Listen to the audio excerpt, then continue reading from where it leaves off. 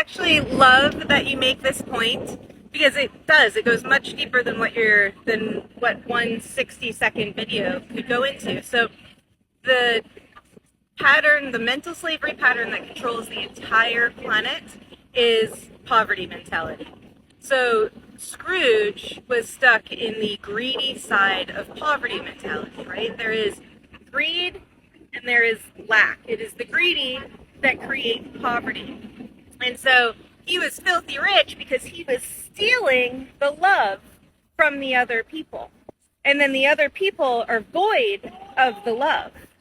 So what we want to do is we want to restore harmony and bring abundance in an integral way, one that is humane towards each other and to ourselves. So the people that are getting their love stolen, their prosperity and abundance stolen from them, they're empty. And that's what's allowing the others to be filthy rich. And their character defect is stingy. So we don't want that character defect. We want to be love and light and divine and not be corrupted by disharmonious mental slavery programs. I love that question. Thank you so much for asking it.